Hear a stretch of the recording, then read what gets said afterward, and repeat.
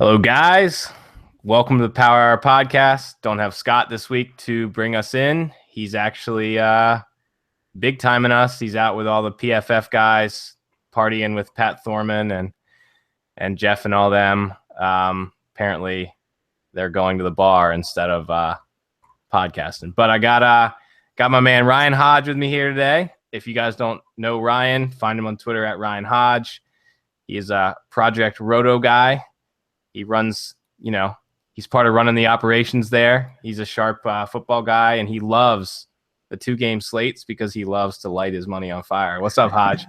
Nothing, man, nothing. I'm not going to lie. I'm a little disappointed I'm not getting the full Power Hour experience without Scott.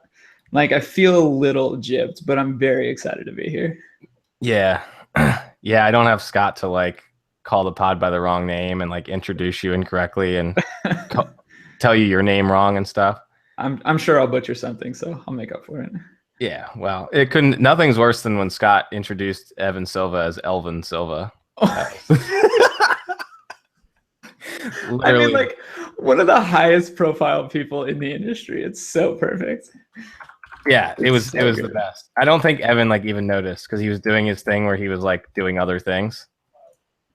While you're talking to him, Yeah, no, it's amazing, and it's such a good joke that 4 years from now you can just drop that and Yeah, well, someone, so they do that the Ross Tucker League or whatever.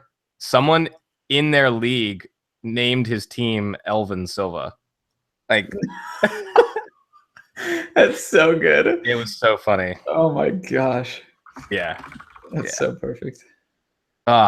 So you want to talk this 2-game slate? I know these are your things. I know. Didn't you win? You won your qualifier on a 2-game slate, didn't you? I did. That I did.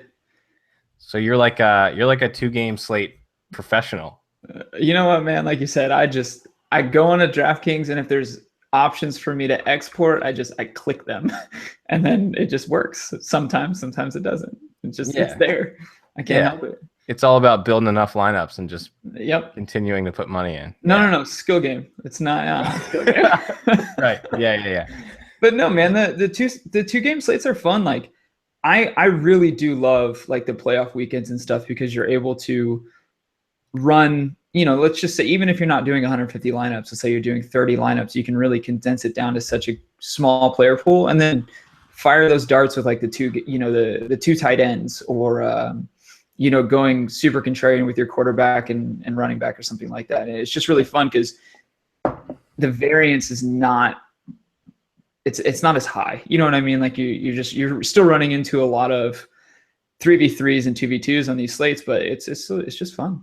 Yeah. And I mean, you got to hit on somebody who is either like we talked last week, if you think somebody's a good play on one of these slates, just have 100% of them or 90% of them, something like that. When the field, even, if the field's going to have 50%, then you're still ahead of the field. Absolutely. Which ended up Dion Lewis was insanely low on last week. That was so weird. It was so sick, dude. That was I loved every second of that. Unfortunately, I still had 15 to 20% Blount just because how do you not hedge on a 4-game slate? But whatever. It's so good.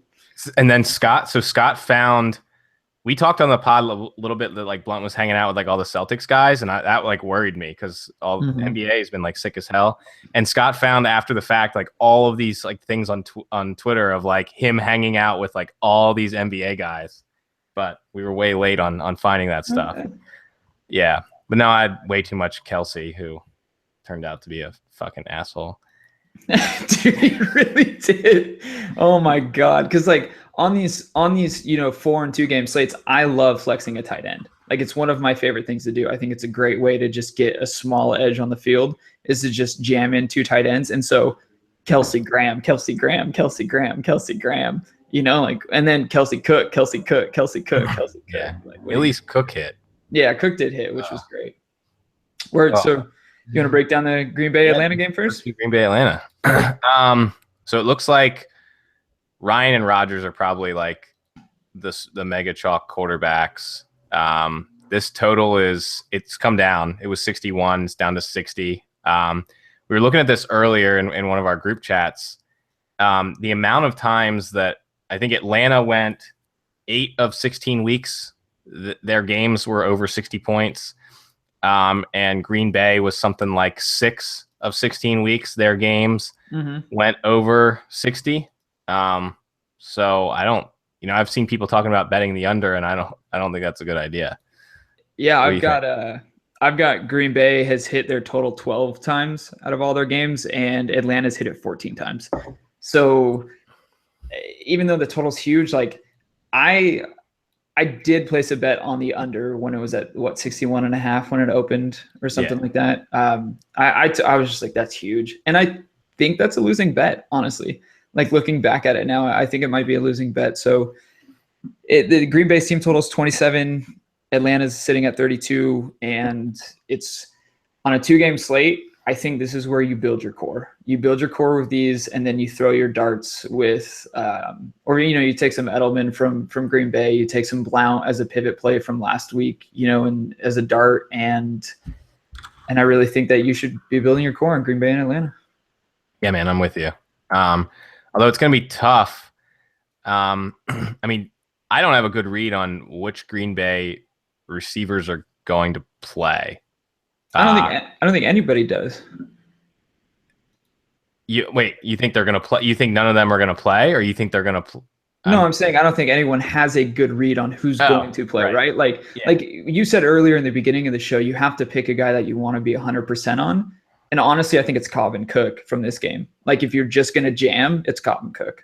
Yeah. And the nice thing about Cobb is he's healthy. He's the one guy who's, he's hurt all season, but now he's the one guy that we know is healthy, and he's cheaper than Adams, who is hurt. I mean, he's legitimately hurt. He missed practice all week, right? Yeah, he's not going to practice, they said, until like Saturday, and maybe he'll practice on Saturday. So, yeah, that's tough. But, I mean, if Adams is even if Adams was practices on Saturday, gets in a full or partial practice, I think I still like Cobb more. I agree. It's the price. It's the price point, right? Especially if you're trying to get like Edelman and Brown. I think Cobb is a pretty much a jam and mash in kind of a guy. And then honestly, on the opposite side of the ball, I think Atlanta's defense is kind of the way to go. One of the stats that I kind of live and die by is 4for4.com's schedule adjusted fantasy points. And they rank 11th in adjusted fantasy points allowed to opposing teams' defense, Green Bay, that is. And on a game or on a slate where it's, we've gone over this, you have 4 teams, 2-game slate, and I think you're throwing darts at defense, and I think Atlanta's the way to go. It's such a high team total. You're going to have a lot of options, a lot of pass attempts from Green Bay in this. And that's where you're going to look at generating pick 6 or a sack fumble or something like that. So I think somebody in chat said Rodgers 3 interceptions or something like that too. So that's perfect. I'll take it. I mean, and really the thing is every defense is going to suck. I mean, they're all going to be bad. Agree. Yeah. Yeah. And dude, so John Horst, who he's a Baltimore dude who I found out is a Raven 52. If anyone played preseason, he had two entries in the big DK tournament, the World Championship or whatever it was, and he used the Browns defense on both of them. They were the bare minimum, and when people asked him, he just said, fuck defense. He just doesn't mess around with it. And I think, especially on a slate like this, you really can't say that any of these defenses are in a good spot, especially New England, twice as much as the rest. Yeah, they're the only reason why I keep finding myself with New England in lineups is to force myself on different roster constructions. When you keep mashing in $2,200 and $2,000 defenses, you keep ending up on the same guys with minimal pivots in terms of roster constructions. But when you mash in New England, it just helps you go the different way. It helps you get off of Bell and on Antonio or something, something like that in your flex. Yeah. Yeah. And I mean, I'm with you on Atlanta. I think Pittsburgh's a little interesting too. We'll talk about them after that. But I think Green Bay defense is the one that I might have zero of. I mean, Ryan does have his lapses where he looks like a fucking idiot, but Green Bay, I'd probably be pretty low on. Like if I had 100 lineups, like maybe 10, probably less. Yeah, no, I think that's fair. Atlanta, once again, just like last weekend, I'll probably be overweight on, and it paid off last weekend. We'll see if it does again. Yeah, for sure. So I don't know if you heard. I know on TJ Hernandez pod with Raybon, they talked a little bit about Julio being used in like a lower ADOT role with his injury, but he was, from my understanding, a full go today. Do you think? I mean, I still like Julio. Does that bother you that he didn't really do a whole lot last week? It doesn't bother me. I just have a hard time getting onto him at his current price point, and I would much rather target a guy like Sanu on a 2-game slate or target a guy like Taylor Gabriel. I think, we'll keep going back. We'll use 100 lineups as an example because it makes math easy, and that shit's hard. If you're gonna have 100 lineups, I think 20 to 25 is probably the right range for Julio. And honestly, I think you're closer to like 30 or 35 with Brown, if you're paying up for it. Yeah. I think I prefer Brown. I absolutely prefer Brown. Did you see his playoff splits? Like if you want to look at something that's like a little narrative-y, kind of has some ground to it. I've tossed them into like every wide receiver article I've written for the playoff stuff. Yeah, he's about to go like four playoff games in a row with 100 yards receiving. I think that's the record. Yes. Yeah. So. Which is out of control. I mean, and that's why I just keep going like Brown. Especially, he didn't have a monster game last weekend. He had a good game. He did not have a monster game. He only had one catch in the second half. I know. Oh God, I love like.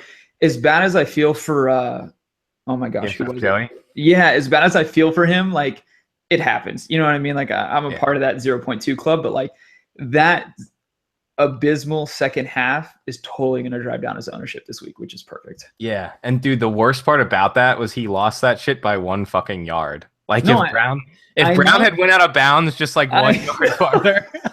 It's so bad. It's so bad for him, man. Whatever. Yeah. I mean, and everyone was like, dude, be happy with your 75K. He was like, no. I'm like mad about it. I'd be mad about it. I have 100% been there. So I totally know what he was feeling in that situation. And it is what it is, but yeah. Yeah, so I think Sanu. I think one thing that's been interesting about Green Bay too is they've really sold out to stop like elite wide receivers.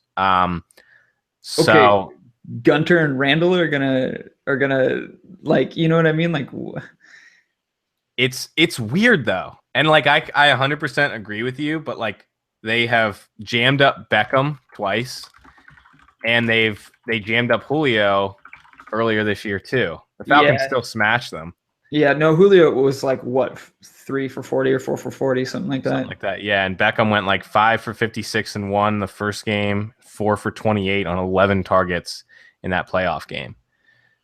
But I don't know. That's what they did the first time around with Atlanta, and they still beat them. I know Sanu had like 10 targets that game, I think, something like that. Yeah, but like, I mean, you take all that back, but then what did Des Bryant do last weekend, man? You know what I mean?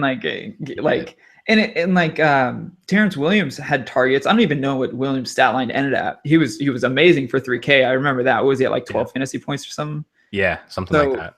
I just Gunter and Randall, like I do not. Yeah. It's been weird too that like on Ladarius Gunter's side of the field, like the passer rating is lower than on the other side of the field. But I think it's mainly just because like people are just not. They're just throwing on the other side because people get so wide open against Randall because he's so bad. And I think, you're looking at Kyle Shanahan, like he's going to move Julio around. And that's where if he runs him deep on that side of the field, there's not going to be anyone to stop him. And I think that's the same thing for Gabriel. I mean, are you on it? I'm on Gabriel, especially after he didn't really do much last week. I think Gabriel's a fantastic play.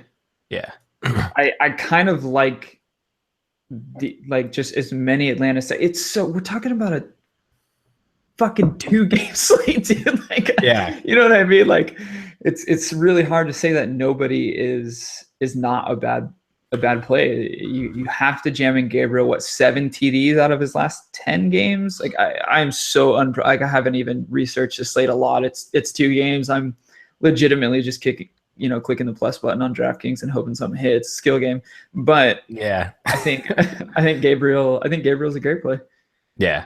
I'm not doing the Austin Hooper thing or the Toy Lolo thing. I know, and I love that people are. That's what I'm so excited about. Yeah, not doing it. No, when we go back to the who are you going to have 100% of, it's Cobb and Cook. Yeah. All right. So the running backs too. I think a guy who I'll probably have. I actually had more Freeman. Me and Scott had more Freeman to start our weekend than we did Dion Lewis. And then we scaled back after we had some sort of busted Freeman lineups. But I think he's a guy that I probably want to have the most of all running backs this weekend. Are you with me on that? Or are you a Tevin Coleman guy? No, 100% Devonta guy. I think we go back and me and Taylor were talking about our ownership on Dion, et cetera. And I think I put something like Devonta 69%, and I LOL'd because I'm a 12-year-old kid. And then Lewis was at like just underneath that. So like I was super overweight on both of those guys, and liked them both. So, but to go back to it, I think Blount is the guy to go, man. He was sick last week. They're huge home favorites, and it's everything that we said about Blount being a home favorite before Lewis was announced a starter applies to this week. There's no difference. Like, just I think Blount is the way to go, and I'll probably have like 45-50% come Sunday at 3:00 or whatever time lock is. Oh, it's gonna be amazing when he's still sick.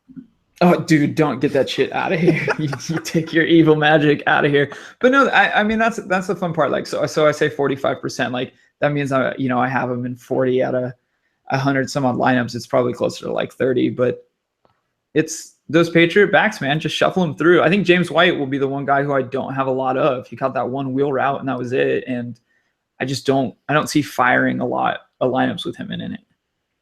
Yeah. No, I'm with you. Tevin Coleman's the guy that I just like I can't decide what to do with him though. You jam them both in. You jam. Yeah. It's just like I think the field probably has like, because you have to, like 30% or so of Coleman. Mm-hmm. And I can't decide if I want to have like just under that or like way over that. It's so hard. Because the thing that was crazy about Coleman last week is like Scott was bitching to me like, so we're like sitting in my living room, like arguing over how much Tevin Coleman to have. And I finally convinced him to have like slightly more than the field, what we thought the field was going to have. And he was like, I just don't think he's getting like really great targets. And then like the second target of the game Coleman gets is like 50 yards down the field. Yeah. It was like such a, well, shut my phone off, go outside with my kids type of a play. Like, I'm so over this. Yeah. So like, he's being used in like the craziest ways that he can catch. I mean, he can catch a 70-yard touchdown pass. And if you don't have him, your lineups are completely fucked. That's why it's so hard to not want to be overweight on him too. But at the same time, like he's only going to get like 12 touches. Yeah. But just like Gabriel, right? It takes 2. Right. Yeah. So, yeah. I don't know, man. And that's where I think like just to cover as I don't want to say a block because that's like not the wrong way to look at this, but you just go Freeman, Coleman, running back 1, running back 2, and then you just kind of figure out your flex spot. And I think you take a guy like Ty Montgomery, honestly, but we'll get to him in a little bit. Yeah. So let's switch over to Green Bay side a little more. If Jordy plays, are you using him? Jordy's not going to play, so I'm not using him. Like if you want to make this a bet, I bet Jordy doesn't play. I don't want to bet he plays, but he practiced like apparently more today than he practiced all week or whatever. I don't know. God, dude. if Jordy plays, no, I don't think you played Jordy Nelson. That's not true. Out of 100 lineups, 5. Yeah. Always hedge. Always hedge. It'll make things like so fucking hard. You know what though? I think the right mentality to go about that though is if all of a sudden they say Jordy Nelson is starting, you don't change a lot. You know what I mean? Like you just if you were super high on Cobb, you stay super high on him. If you're super high on Adams, you stay super high on him. We've seen all 3 of those receivers excel when all 3 of them are active. So I don't think you change a whole lot. You just get a little bit more onto Jordy to cover. That's it. Yeah. Yeah, and I think if he's like a last minute active too, he probably won't be that highly owned. Because I don't think we're going to know about him till like an hour and a half before. I don't know. But I think the Adams news is going to be big. Like Geronimo Allison is hurt too, and like we had a lot of him too, and he kind of sucks. But he's going to be involved. I don't know if Allison, Adams, Jordy are out. How much Jeff Janis do you have? I was just gonna say shout out to Davis Mateague for a Jeff Janis. He I still like it. It doesn't. So here's as I'm building my lineups, what I'm trying to do is I'm saying, okay, there's a chance that Jordy plays, there's a chance that Adams plays, but I'm still jamming in Cobb and I'm still jamming in Cook. Like those are the 2 guys that I want, and I'm still jamming in Tymont. Like it's that simple for me, even if Adams and Cobb are getting the quote unquote nod, right? Like, yeah. I kind of hope like everyone's active so I can be overweight on Cobb. Yeah, exactly. Yeah. I mean, if everybody's out though, like you got to have a little Janis, just because Atlanta like is bad at covering. They're horrible at like bad is such a nice way to put it. Yeah. TJ Hernandez just said if Janis plays, 100% chance that Rodgers throws a pick 6. Is TJ in the chat? Yeah. What's up, buddy? I mean, yeah, I mean it just gives you more sort of leverage and on playing Atlanta defense. No, it does. But to kind of stay on Green Bay, like Atlanta's been really bad against opposing quarterbacks, right? Like 26th, 27th in Football Outsiders DVOA. And Rodgers is the most expensive quarterback on the slate. So going back to creating a unique lineup, I honestly think that you'll have a lot of people sticking around that Brady, Matt Ryan just to squeeze in some of the other guys. But if you get up to Rodgers, it just helps with lineup construction, man. It really does in terms of creating a unique lineup. Yeah, and the one thing about like a lot of the reason the Falcons have been like by some metrics out there, their defense has looked okay this year. But one thing is like teams are trailing against them. So when you have bad quarterbacks who are trailing, they tend to way underperform when they're, having 50 attempts for a guy like Rodgers when he's behind is better than having 50 attempts for like a middling, an Eli Manning when he's behind. Yeah, give me that pick 6. Right. So with even if Rodgers is trailing, I'm not like all that scared of Atlanta's defense playing from ahead. So I'm fine with Rodgers, but I think Rodgers is going to be the second highest owned. I don't always agree with the lab's projections, but I think they're right on that one. Do you see anything to Atlanta giving the ball to Freeman a lot more than Dallas did to Zeke? You know what I mean? Like I honestly thought Zeke was going to see a lot more touches to keep Green Bay off the field. Narrative, game scripting. Terribly coached game. I hate to come in and say like a coach did this wrong or something because like, what the fuck do I know? But yeah, when you're running like I think his first 5 carries all went for 5 yards, and then they would just like run him and then they would throw 2 times and they would run him. They would throw 2 times. Well, it's not like Dak wasn't doing well. Like Dak threw darts in that football game. Like it was really good. I just thought the way to beat Green Bay was to keep feeding Zeke. And I think the way to beat Green Bay is to keep feeding Tevin and Devonta. Like it's that simple. And you also I mean, I've been saying this for years. I think Kyle Shanahan's the best offensive coordinator Fantastic. we've seen in a long time.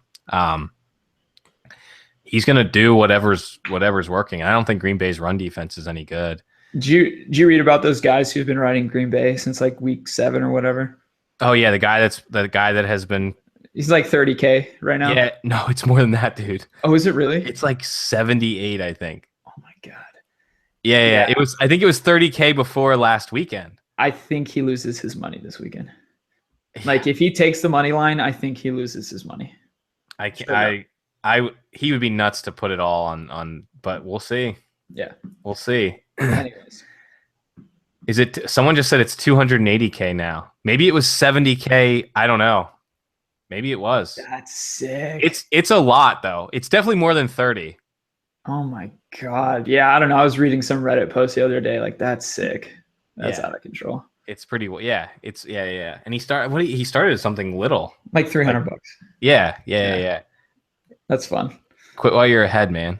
No, he won't. No, none of us know how to do that.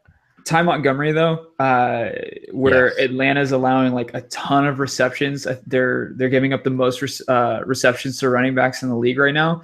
And with Ripkowski, looked like he was cutting into the workload in like week 17 in the first round of the playoffs. But even if you take away Tymont's 3 TDs last week, he still had a good game. So if you give him more an average of like the 80 yards that he got and just one of those TDs, he still had a great game. Because 3 TDs is not coming, right? Like that's hitting the high end of some insane ceiling projection. And I think Tymont's going to still see 16, 17 touches without a problem. I think that's a very low to median projection for him in terms of touches. Yeah, no, I'm with you. And Packers don't rush for 3 touchdowns with a running back. That's just like I know that was out of control. Yeah, that was not. That's like as Rotodoc always says on Twitter, bottom 10% result, and that was definitely bottom 10% result for any type of projection. Like you should have never expected that to happen. So you look at the last Falcons game against the Packers, and they had like 18 rushing attempts. I think I'm not doing my math right. 19 rushing attempts. So, I mean, they're not, and 6 of those 19 were Rodgers. So yeah, the 3 TDs are not coming, and I will. You guys put something in chat. If he hits 3 TDs, I'll do something stupid as shit. But the touches are, and that's what you want to bank on. What is he? $5,700? Like I said, I'm super, super prepared for this. He's pretty reasonably priced. I don't do FanDuel. That shit's illegal in my state. I haven't touched FanDuel in like a year. It's really sad. Oh, I mean, I tried to. I played FanDuel a decent amount this year, just like head-to-heads and stuff. Mm-hmm. I think I was actually more profitable in cash games on FanDuel than DraftKings, but I just didn't play much volume. It's just so their site's just so difficult to use. Just can't do it. Yeah, it is what it is. I think you should still stay away from Ripkowski though. Like even on this 2-game slate, I don't think God that's gonna bite me in the ass. Now I gotta own him. I gotta jam him. But no, I really do think I don't think there's a reason to own Ripkowski. I think Tymont's the guy to own in Green Bay. I think Cobb's the guy to own in Green Bay. And the only reason you should be working in Aaron Rodgers is to create unique lineups. And if you're going to fire 15 lineups, I think you should be on 3 or 4 of those lineups. You know what I mean? Like, I think you should have a decent amount of him. And he just helps create a unique lineup. Like, start your lineup off with Cook, Rodgers, and then Antonio Brown. And then you bring it back with like a Sanu just to kind of get that wide receiver correlation, even though it's not the wide receiver 1. It's so good to get that correlation in.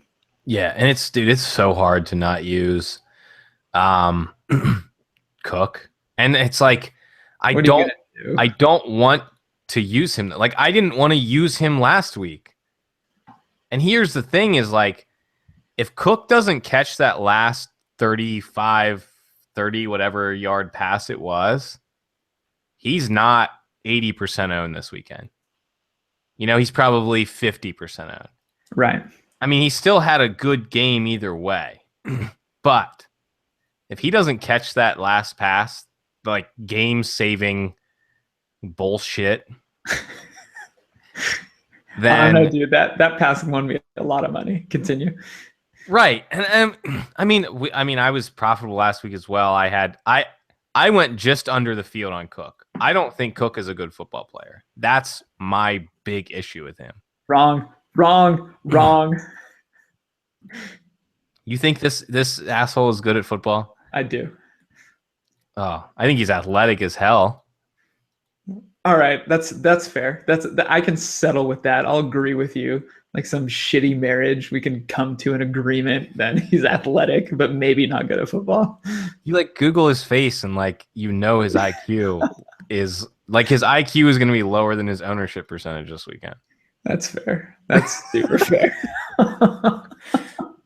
I mean, but he with everybody hurt, he's going to be super involved. He's going to see 8, 9, 10 targets, and it's hard to fight that at tight end. But I will probably be under the field on Cook, and it's going to be terrifying. Are you? Oh, I feel like so. Okay, well, I won't like ruin it, but if you're underweight on Cook at literally the only rosterable tight end, what are you doing? Yeah, so I guess we'll go into the next game. I guess Jesse James or Ladarius Green, whoever's active. Look, if Ladarius Green is active, he immediately becomes my Cook. I have even if he plays 40% of the snaps, that means 40% of the time he's running a route and not most likely getting a target, but there's a very high chance that he gets a target on those 40%. I love Ladarius Green. That dude is a fantastic tight end. He's very athletic and he's targeted a lot when he's running routes. Yeah, and that's all. I mean, that's all. They don't use it in a block. And so Ladarius apparently, this like came out of the blue. Today? I guess that like he might pass the protocol tomorrow or whatever. Yeah, I don't think he plays. And if he passes the protocol tomorrow, then Tomlin paid somebody. Like it's that. Tomlin pulled a Belichick and paid somebody something to do something. I don't know what either of those somethings are, but it happened. I don't think it I don't think he plays. The thing, like, I think the thing that's interesting is he's traveling with the team. Right. Yeah. No, that's what started to get me towards him. I totally agree. So he's not a 0% chance of playing. There is some percentage chance that he's playing. I don't know what that number is. 0% chance. So perfect. But he might play. He's the guy that, like, if you find out an hour before the game that he's playing, you just want to like jam him into lineups. Agree. Because he's gonna be, no one's gonna have him, and it's worth making lineups with him in them, and then just putting him down to Jesse James to make sure you don't fuck yourself on salary if that happens. Like a couple lineups. If we don't have any news, because they are the second game, so like you can't just like get rid of Jesse James and put in. We talked about this a little bit before. You can't get rid of Jesse James and put in Ladarius Green because he's $900 more. But if you make sure to have lineups that have that salary available, which is a little tough to do on the slate, but if you make sure to do that, then you can get Ladarius Green into some lineups at like insanely non-existent ownership if that happens. It's hard to do on the slate unless you're putting Big Ben in as your quarterback because he's so cheap. So you can leave that salary cap open for the pivots. And a lot of people aren't going to be doing those pivots the way that we would on like a Saturday, Sunday. They're going to set those lineups. They're going to kill beers, eat wings, and just let their shit ride. But it's insanely sharp to take a look at your lineups and, like you said, make them look like asshole when you're running behind. Like it's just something that you need to do. And then in weeks, what was it, like 12, 13, and 14, or 13, 14, and 15, when James was active and he was getting like 8, 9 targets. I think he even had like 2 10+ games of 2 games of 10+ targets. He exceeded his 3x without any problems on DK. So he's totally viable. I think we've talked as much as we need to about a guy who's probably not going to play. But yeah, it is what it is. Dude, no, Jesse James has been like the tiltiest player for me. I've been like fading him all year. Like when the season started, I was like, Pittsburgh is not going to keep throwing to this schmuck. And then like the 1 week, he was like the highest owned tight end. He was like 60% owned or something in like catch games, or 50%. I don't even know, because he was like 3K. He did nothing, and then he caught a fourth quarter touchdown pass and like bubbled me out of everything, and I literally have hated him ever since. That was against the Jets, yeah? Yeah, I think so. I think I know what you're talking about. I don't know, man. It's a 2-game slate. Like, just have fun. You have to be underweight on Cook. He's going to be the highest owned player on the slate. Right? Him or Edelman, right? I don't know. Probably him. Probably Cook. If I had to put a guy who's going to, I mean, yeah, just due to the position, right? Like, who else are you going to roster at tight end? Are people really looking at Jesse James? Are people really looking at Hooper? Bennett, you know what I mean? Fucked everyone. So, and that's why, just like Blount, that's like, okay, how the fuck do I say Blount's name? Because I will say Blount until the day I die. Because it's not Blunt. It's not Blunt. It's Blunt, dude. All right, so Blount, I think he's just like you should do with Bennett. I think you want to look at Martellus because he's multi-TD, right? Anytime you're setting a GPP lineup, you want to look at a guy like, does this guy have the opportunity to score 2 touchdowns? Then yeah, you go with Bennett. I'm with you, dude. Everyone in chat just said Blunt. Like they wrote just Blunt, like BLUNT. They're just letting you know, dude. I'm like 87% sure that it is Blount, but I'm gonna go with Blunt. I mean, I'm 87% sure that he doesn't know how to pronounce his own name. That's fair. Yeah. I think Bennett's a guy I really like, because for 2 reasons. Number one, he's insanely cheap for a guy who has multi-touchdown upside. And number 2, if Ladarius Green is miraculously active, he's someone you can swap if you have $300 in right? 300, I think. Yeah. So he's someone you can like pivot to. So that's why I like Bennett. But I also like Bennett just because I don't think anyone's going to play him. He was like so bad last weekend. Yeah.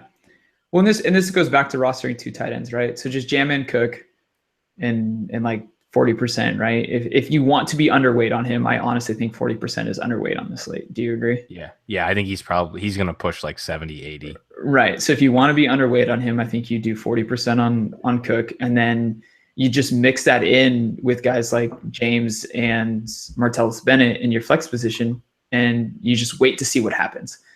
Yep. And you go from there. If you need to swap to Ladarius, then you make it happen. Yeah. And if you have like 40 or 50% Cook and you're making good lineups, then like even if he goes off and the other tight ends suck, you're not going to end the day like completely $0. Right. And I think it's very important. Like when we say 40 and 50%, that can be insanely misleading. Like if you're only doing 2 lineups, you fade Cook. I think you just do it. If you're doing 2 lineups in that $4, you just fade them and you hope it works for the best. But if you're doing 100, then I think it's totally appropriate to have 35 to 55 of those lineups that have Cook in it. Yeah. No, I'm with you. Do you really want 2 tight ends on this though? Yeah, why not? It's a 2-game slate, dude. You want to know what took me to Atlantis? 2 tight ends. So I've got a little bit of some bias going there, but no, I just think it's a great way to make your lineup unique. Like it's that simple on a 2-game slate. if you're going to make 100 lineups, you need to have some that are unique, and you just do 2 tight ends. Like, who are you doing in the flex? Like Jeff Janis? No. Ah, I don't know. Hogan? Yeah, so I think like Hogan and Floyd, and you look at some of those cheaper New England wide receivers, like I think that's a great way to go. I keep going back to 100 lineups. Like that's all I'm talking about here is if you have 100 lineups, there's no reason that you don't have a handful of them with 2 tight ends. I keep doing this shit with my hands, man. I gotta fucking stop. You know, that's it's what you do. We'll talk about LeGarrette Blount catching footballs. Hey. Yeah. Yeah. So I'm with you. And I guess that's a good segue into the New England wide receivers. Julian Edelman's probably the highest owned receiver on the slate, I would think. He's someone that I probably want to be near he's probably going to be my highest owned wide receiver. But I can't decide between like if I want to have a ton of him or if I want to try and have Brown. And if you have a ton of Brown, you can't have a ton of Edelman. That's kind of where you're at. Are you? What do you think about like between those two? Well, I think Cobb will be my highest owned wide receiver. Okay, yeah. I think Edelman will be a very close second, though. To agree with you on that, like it's really kind of push comes to shove on that. But I think Edelman is somebody that you have to own. I mean, who else are you going to pick out of the New England other than Tom Brady? Like, what else is a lock? You know what I mean on that team? I think Edelman is the lock on that team and that team total at home. Yeah, dude, wide receiver is so hard on this slate because they're so expensive. Which makes it fun. You know what I mean? Like I think you have a really good time getting a lot of Cobb in, jamming in some Brown, getting some Edelman, going with some Sanu and some Gabriel. Like when it comes to it, those are going to be the guys that I own the most of. Yeah, I think one thing that's a little interesting is that like Hogan was sort of keeping pace with Edelman before he got hurt last weekend. Mm-hmm. Yeah, but it was on a big ball though, wasn't it? It was like 4 for 90. Yeah, it was like 4 for 90, but he left in like the third quarter. Right. The thigh thing. And then Edelman just got peppered with mini targets. No, the targets for Hogan were definitely there. And they've been there a lot of games this year. He's always had the 5 for 75, the 4 for 80, whatever you want to say. You know what I mean? It's definitely been there. I don't know. I really try and channel my inner Peter Jennings. And this is something that, I don't want to say I picked up from him a long time ago, but just like look at the Vegas totals and fucking jam those players in and call it a day. Like I have seen that guy jam in game stacks and live finals more than anybody else. And clearly it's working. And I think that's what you do with New England. And I think you don't have a lot of Steelers other than Brown or maybe Ladarius Green. And then you just go to Atlanta and Green Bay. And I think that's how you handle this 2-game slate. Yeah. It's so hard to play everyone. It's so expensive to play everyone from the first game though. I mean, like you flex 2 tight ends. Oh my God. You have to hit on somebody. You have to hit on like some people from the second game though. And I mean, you have to hit on like somebody from New England, a secondary player from New England is going to hit. It's going to either be Blount, Hogan, Floyd, or Bennett. You mean Blunt? Yeah, that guy. Like one of them are going to hit. And I think it's Blunt. Oh yeah. Kelly McCann in chat just had a good point that Mitchell could play this weekend. Mm-hmm. If Mitchell plays, that's probably the guy you want to look at. Look at Joe Blount will death be added. I'm 87% sure that it's actually Blount. I don't know why I said Blount last time. Like I'm almost positive it's Blount. It like says it's Blount. It says IPAs, dude. It is the IPAs. I'm actually not even drinking an IPA. I've got a Belgium like triple white shit in front of me that I've had that I've had. It's like not even an IPA. It's good though. It sounds better than an IPA. Hey, watch your mouth. Yeah, so fuck. If Mitchell plays, he's probably the guy you want to have. If over Floyd for sure. Like fuck Floyd if Mitchell plays. Like gun to my head right now, the two guys that I own the most from New England would be Blunt and Edelman. Yeah. Yeah, I mean if Blunt isn't like seriously sick with the flu and Lewis has 3 fumbles, does he stay in the game that long? Probably not. Yeah, I don't. The only reason I want Blunt is because of I think he's literally going to be like 23% at the most, and I think that's high. You know what I mean? That's not that high for a 2-game slate. Let's be real on it. We got lucky as fuck that Lewis had a 3 TDs. Game. That's what I'm saying. Like I was high-fiving everyone at my poker game on that. Like we played cards that night at my friend's house. I was shotgunning beers live on Twitter whenever he scored. It was amazing. But when you break it down, just like Tymont, those 3 TDs are not coming every week. It's that simple. We got them last week, and you moved to Blount this week. And then you look and like he had 2 catches for 23 yards on 7 targets. And 41 yards rushing on 13 carries. Yep. I mean, Houston's D doesn't suck though, right? Let's be real. The run D is great. No, I know, but you look at his like Dion Lewis's previous games where he had like similar workloads with a couple catches and 12 to 15 carries, and he's scoring 7, 6, 12 DK points. So yeah, if they're gonna smash the Steelers, I mean they're the heavy favorites. If they're going to beat the Steelers like Vegas sort of thinks they will, then it's going to be a Blunt game. But we don't know for sure, but yeah. You know what? If Blunt is active, do you want to make this our bet? We got to get a bet in at some point this game. Maybe we'll circle back around to it, but I think Blunt far exceeds his salary. I'm like 5x. What is he, 40 something? 4,400. Dude, you don't want to say 5x. Yeah, 5x pretty big. Maybe we get 4x. Let me dial that like that. Yeah. No, actually, I don't think 5x is out there, dude. I really don't think it is. It'd be like his 3rd time this season. I don't think it's out there. Well, yeah, maybe it's, but this is the lowest he's been all season. So when you say 5x, like this is the lowest he's been. Oh, I know. He has 3 20-point games. I think if he plays his normal complement of snaps, he has his 4th 20-point game tomorrow or Sunday. What's it today? Today's Friday. Yeah, Sunday. Where am I? Today's Friday. I think Blount might have his 4th 20-point game on Sunday. That's my bold call. I mean, he's definitely someone I'm going to be overweight on. Yeah, that's for sure. He was sick last weekend. Let's be real. He had 8 carries. I know. I think people are asinine to think that Lewis will do what he did last weekend again. Yep.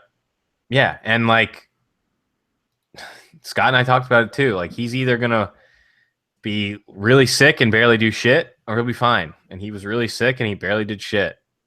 And that's not going to be the case this weekend. I got banned from chat. You did? Oh, you were typing too many things? Yeah. I won't do that again, I promise. All right. Yeah. So Bell, though. Let's talk Bell. I've been underweight on Bell for the last 2 of these slates. And it's worked out sort of. No, it didn't work out that one slate. That one slate he mashed. Yeah, but we still had better lineups without him. No, we took 13th. Oh, that was that week. Hell yeah. All right. But I mean, it was one of those things where it's like it's really hard for a guy who's 10,000 to like smash his salary. The thing is he's not gonna get 30 carries against New England. Why? Because you can't run on them. They're one of the few. They're insanely hard to run on. You can throw on them though, for sure. He had 13 targets though with Landry Jones at quarterback against them earlier this season. He probably sees a ton of passing work again. So I mean, you look where he was consistently putting up solid numbers, but not insane numbers, was when he was being really heavily involved in the passing game. His big numbers came from big rushing games. I mean, I'll probably be underweight on Bell again just because it's so hard to fit. No, yeah, I think that's the simplest way to go about it, is that at that price tag, it's really hard to work in when you're trying to get in Matt Ryan, Freeman, and then a guy like, Edelman, for instance, in your lineups. The other thing, like, how much cash are you playing this weekend? None, dude. I haven't played cash since the regular season. What? You're a maniac, dude. I don't like cash on mini slate. Dude, these mini slates are the best. No, but I agree. I think it's a good week to avoid cash, and I think that is why you might want to have a little bit more Bell than normal, though. You know what I mean? Like, it's just you're firing darts, man. Just fire them away in that $4, and I think it's totally okay to have 20% Bell. Yeah, I think 20 is fine. Someone just said that Bell is a good pivot if your players from the Green Bay Atlanta games fail and you want to like pivot down from Brady, go to Big Ben and Bell. That's definitely a pivot for sure. Because Bell could definitely have 2 receiving touchdowns in this game. Bell's not like a running back that you're worried about pairing with your quarterback at all. But I don't know, man. He's on a 2-game slate. It's hard to fit a guy who's 10,000. Which, back to my Aaron Rodgers point, is why you should force him in. You should though, but at the same time, like, I've made some lineups with Bell, and they just all look like asshole. But out of the gate though. Yeah, I was just gonna say it's one thing when they look like that, from the get-go. But no, I agree. It's hard to be firing $450 into one tournament and to not have Bell. It's, you know what I mean? Like, no, you have to have some of him. I mean, he is a player who could take over the slate. I mean, he's a player who could have 50 DK points, and the only people who are in the top 5 are people that have him in their lineups. That's absolutely possible. But if you are going to play Bell in a lineup, you have to also play the Steelers defense. I mean, can you not? No, I think that's the right correlation play. I absolutely think that's the right correlation play. It just, I mean, you are 100%. You should also then put money on the Steelers money line. You know what I mean? Like, if you really just want to max that out, if you're playing Bell and you're playing the Steelers defense, I think you're also saying that Steelers are going to take this game in Foxborough. That's what I'm saying. Yeah. And I'm not sure that's going to happen, but obviously there's some percent of an outcome that does happen. It's a very bottom percent outcome. You're probably looking at like a 20% bottom outcome, and I think it may be even closer to a 10% outcome. But the best thing that you can do in daily fantasy sports is admit to yourself that you're not right all the time. No. Yeah. I mean, Big Ben on the road is obviously been bad, but Big Ben in the playoffs has also been good. Right. They were awful last weekend. I mean, in KC, and that weather is one thing, but yeah, they truly look like dog shit. I mean, like literal dog shit. Yeah. And a big thing is they don't have anyone outside of Brown to catch the ball. But I mean, at the same time, Patriots kind of look like dog shit last weekend too. So it's one of those. I mean, I'm not saying like, yes, you should have the Steelers defense in every single lineup with Bell. But if the Steelers win and you have the Steelers D and Bell, like you win all the monies. Exactly. That you hit the nail on the head right there. So let's bring this down. Out of 100 lineups, let's say you have 10 lineups, right? You putting Bell in 2? Probably.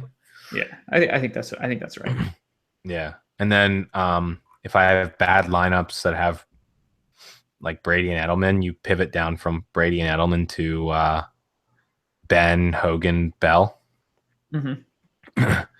Steelers. That's the thing, right? If you're doing Bell, you're probably doing Big Ben, and he makes it a little easier to work in when you do a $5,800 quarterback rather than an 81 or et cetera quarterback. Yeah, and I think as like the thing is nobody's going to play Ben, and I mean he's been bad on the road, but he's also had some big road games, and I'm going to say this, I'm going to anger. We have lots of Pats fans in our chat. They are going to be very mad online in a second. The Patriots have benefited from the easiest strength of schedule in like the last 200 years. Like, oh my God, you're hitting them so hard right now. You can go to Warren Sharp does these Sharp football stats, and you can look at the strength of schedule, and Patriots sit like all by their fucking selves at the top of the they didn't play against anyone at all season. And then like one of the teams that are listed as like a tough matchup are the Steelers, but they didn't even play against Big Ben. They played against Landry Jones. So right. I mean, they've given up some like pretty big games to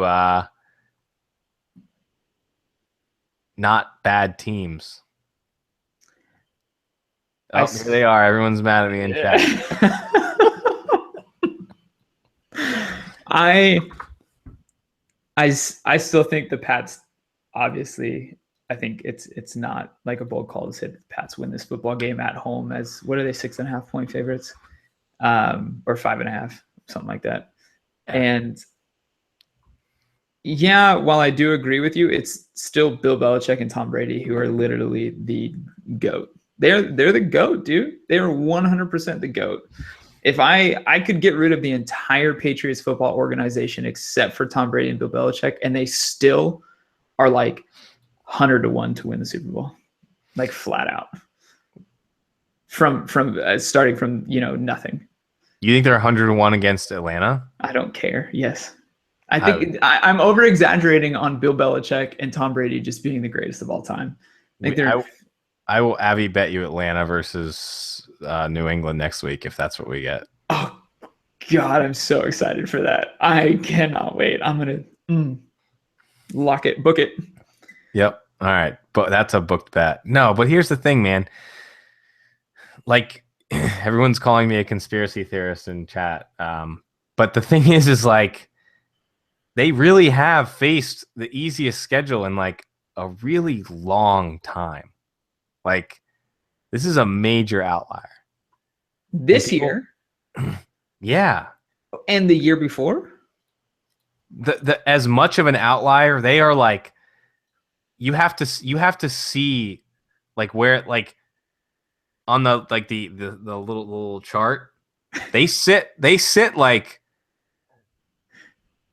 200% higher on easier schedule than everyone else. No, it's crazy, man. I know. I know exactly what you're talking about, and I agree. I still think that they're a fantastic football team. This is so besides the point of setting a DFS lineup. I know. I agree with you there. I'm just saying I don't think their defense is quite as good as like the points allowed shows. That's fair. No, absolutely. And that's why I don't know. I mean, Landry Jones had like not a terrible game against them. Shocking. That was when I first got on this conspiracy theory. Where are you at on Eli Rogers? Oh man, that's people are so mad at me. No, so that's the thing is like I think the Pittsburgh passing game are guys you can get insanely low owned, and I like all of them. People don't like Rodgers, but I do. I agree too. I think if he gets an opportunity, if he sees 6 or 7 targets this game, I think he's more than 3x his salary. I'll put him right in the category with Blount. I don't know who the fuck this Blunt guy is that you guys keep talking about, but Blount. And I think he could come close to that 5x. I truly think he do. And if he hits that touchdown, he will 4x his salary. When he dropped that touchdown pass last week, so much tilt. So much tilt. He was so low owned, and we had like 22%. I was like, that was legit like a $600-700 swing. It was pretty bad. Way more for what for you? Had. Oh yeah, I didn't have that much. That's so sorry. Yeah, no, we had a lineup that like the one bust was Rodgers in it, but you know, that's how it goes. But no, I mean he had an okay game. He had a ton of targets. You can't be mad about a cheap low owned guy that had 7 targets. I think his targets are more guaranteed than a Floyd or a Hogan. He just doesn't really have quite as much of a big play threat than the other guys. But he's using the red zone. Yeah, exactly. I want red zone targets here. I want a TD from him because if he hits a TD, then I'm looking at 4x. I really think you are if you can get that TD. He's not going to be like a 2 for 12 and 1, right? He's going to be like a 6 for 60 and 1 if he hits that TD. Like I just think that's the way that it's coming. Yeah. He could definitely have one of those games, and he's had 100-yard game this season against the Ravens, who are. I think a similar defense to the Patriots, where they play really, really strong run D. They have a decent pass rush. They play okay in the secondary. I think it's a similar defense. So I think that's a fair comp. Absolutely. Yeah. And he didn't play against the Patriots earlier this season, so we don't really have a comparison for that. Are you interested in Kobe Hamilton or Sammy Coates at all? If you're firing the 100 lineups, I think it's worth it to have a few darts, right? Like that's the most like hedge way to say that no, but yes, but no, but yes. I might have 0 of them if I have 100. For reals? Yeah, no, I think that's fair. Like I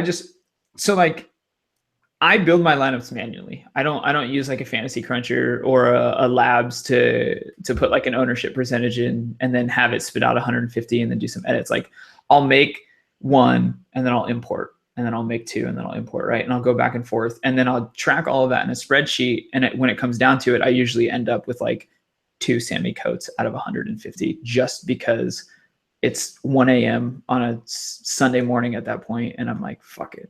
Give me Sammy Coates. You really do it manually? Yeah, man. I have looked into a handful of those services and I feel like, manually in the sense of like actually making the lineup, but I track them all in Excel. Like I do a lot of it in Excel, but I go into DK and I feel bad. Dude, I've had some huge fuck ups importing lineups when I've used stuff, and that's my own fault, but I recognize that and I make them manually. But I don't do 500 lineups. You know what I mean? Like I don't have those sitting in my lineups ready to load. I'll do like 180, 200 some on lineups and usually just stick to like 130 to 150 lineups. I did 70 lineups manually in preseason once. Oh. I think I literally had a stroke. It was.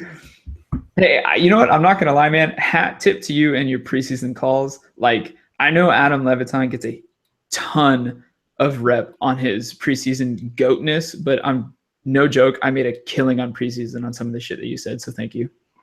No, me and Adam talked a little bit preseason this year. Good. He's sharp as shit. The preseason goat is literally Jay Horst, A Raven 52. You can find him on Twitter. John Horst, Jay Horst 52. He doesn't tweet though, so. But yeah, that's the preseason goat. When you watch the trains that are flying by you, 20 lineups at a time. I hope to someday get there. But no, man. Preseason, I mean, preseason is feels like what this slate is. Like I'm trying to Oh. find news that's going to make me better than everyone else, and it's not there. It's not gonna happen. No, not at all. That news is not gonna. That's why I want Ladarius Green to happen so bad, so I can just have like 80% of him. Yeah, you want to? I mean, I'm not honestly on this Pitt New England game. Like I said, I'm such a Vegas slut. Like I think you look at New England and you go with a handful of their quote unquote chalk players, and then you go with the guys who you think you should go with from Pittsburgh, which is like Eli Brown, Bell, and Big Ben, right? And then if Ladarius is active, you go with Ladarius. Did I just name the whole fucking Pittsburgh Steelers roster and tell you to play? It's like the worst analysis. I'm DraftKings priced Ben down like I know. I'm gonna play him. I'm gonna have more of Ben than I probably should. So I know it's like not entirely ethical and it goes a little bit beyond the community guidelines that DraftKings would like us to do. But what if we set up a lineup together and we leave a player or two out? Let's do it. All right, let's do it. Let's do it. You want first pick? Oh, you know what we should do to completely avoid the guidelines? We should have chat pick one. Let's have chat pick our first one. Oh man.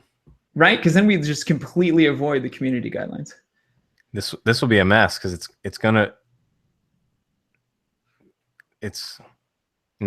let's just chat will pick a fucking Patriot. Oh, Martellus That's 2 in a row, man. Okay. I guess we're going with Martellus then. All right, Martellus at tight end. I'll put this in the $27 and we'll have some fun. All right. Let's do it. Bennett at tight end. Cool. All right, and then you can have first pick. Oh man. Okay. I'm gonna be really, really lame and just go with Cobb. Wide receiver, $5,600, $5,900, Randall Cobb. All right, cool. Quarterback, I will take Big Ben. Okay. All right. Well then, I guess I'm gonna go. How much does Brown strap us? All right, I'm gonna go with Brown. All right, so we have $5,200 and change left over. I'll go DST, and I will take this. Actually, makes DST really easy since we don't have Rodgers at quarterback, and I'll take Atlanta. Okay. All right.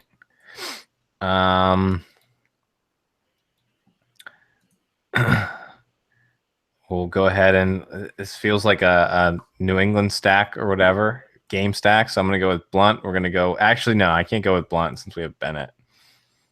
That's a bad correlation, right? I don't on a two game slate. I don't think there is a bad correlation. That's true. All right, then let's go with Blunt. Yes, awesome. I'll lock in Freeman. Okay, that's fair. That's fair. 6,200 for a wide receiver. I know this is getting. So just to kind of fill chat in, we have Big Ben, Blount. I don't know who the fuck the Blount guy is that you said. Devonta Freeman, Cobb, AB Goat, and we have Bennett at tight end and Falcons at DST. I guess I am going to go with Tymo. Yes, thank you. I absolutely love Ty Montgomery. Like I really, really do like him a lot. Oh God, you left me with such a shit wide receiver. I know. So this is the fun part, actually. So we have $6,800 at wide receiver, and Edelman 73, and then the next guy below him is Adams. And like if I'm locking this in and I'm setting and forgetting, I'm not picking Adams, right? Like that's almost dead money if you're setting and forgetting. So I'm gonna go with Gabriel. And that gives you $1,900 at your tight end spot or at tight end to pivot off of. If you wanted to go to Cook, like it just leaves it there. Yep. So to abide by community guidelines, I'll leave this as is. Big Ben at quarterback, Blount at running back, Devonta Freeman at running back, Cobb at wide receiver, AB Goat at wide receiver, Taylor Gabriel at wide receiver, whoever you guys want at tight end, Ty Montgomery at flex, Falcons at defense, and then you have $5,200 left over to spend on your tight end position. I wonder who you would pick there for $5,200. It's really weird. I don't know. I don't know. Ladarius Green when he's active. Hell yeah, baby. Dude. This is like, if Ladarius Green is ruled active, I'll probably boost it to 150 lineups. I'm gonna go with 50 lineups, but if I find out he's active, then I'm fucking rolling. Dude, I think Green's GOAT, man. I love the Darius Green. Sweet. That was a fun lineup. I actually kind of like that. I fired that in the 27 and the $4, so hopefully it hits. Oh man, yeah, because you're manually building. Put that in the spreadsheet. You're a maniac. Yeah, I should probably not manually build. I don't know. Maybe if Bales wants me to write for baseball, maybe I'll get some fantasy lab incentive. Yeah, I think I might do some NBA stuff. Baseball though, no idea. Oh, baseball is my jam. Just look at the charts and I click buttons. That's about it. Hey, I love it. That's my NBA. We can help each other out. So EOM just asked if Green is active, ownership percentage. What is his ownership percentage? Like, what are people going to own him? It's going to be low as fuck. Because we won't know he's active until what? When's this game? What, 3 o'clock? We probably know he's active at what, 1:30? People are like out doing shit on a Saturday, 1:30. He'll be sub 10% probably, I think. That game's not at 3 o'clock. Oh no, never mind. You're right. I'm thinking of the wrong game. 6:30 on Sunday. Yeah. You can't. Yeah, he's so hard to pivot to. Yeah. I think he's low, man. Yeah, way low. 10%'s too high. 5. Yeah, I was gonna say 10% just because it makes it easy. Yeah, low as hell. Mm-hmm.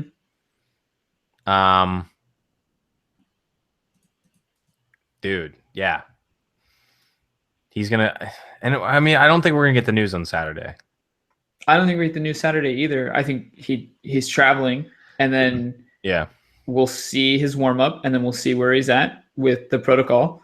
And I legitimately think we get that news right around first snap for the Green Bay game.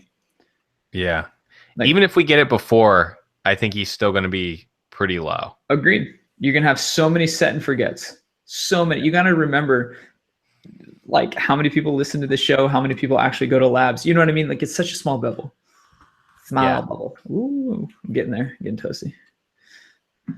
Yeah. No, I'm with you. He is like my reason to put more money in this slate if we get some kind of news.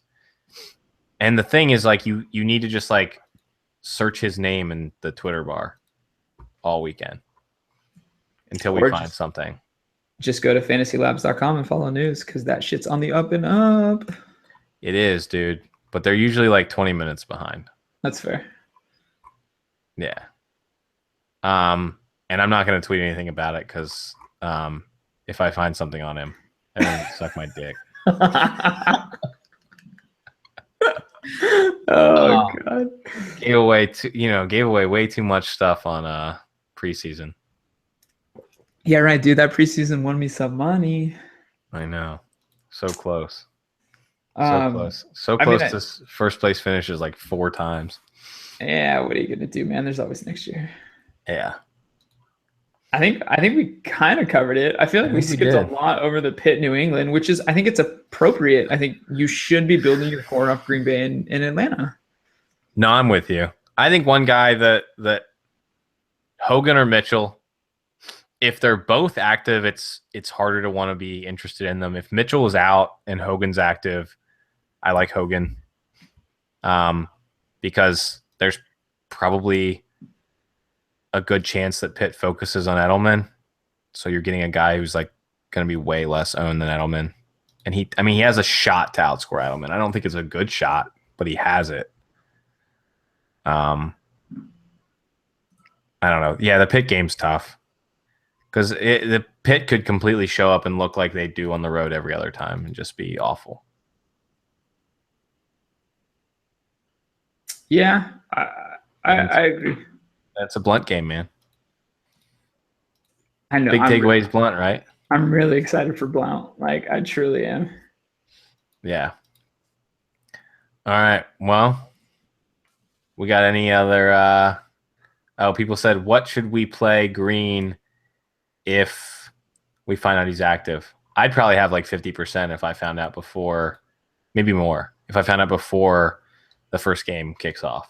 If I know that Ladarius, like let's say something broke, where I found out Ladarius was going to play like 60% of the snaps, which means he's running 60, percent of the team's routes. You know what I mean? Like he's running 100% of his routes on those 60% snaps. My Cook ownership would immediately transfer to Green ownership.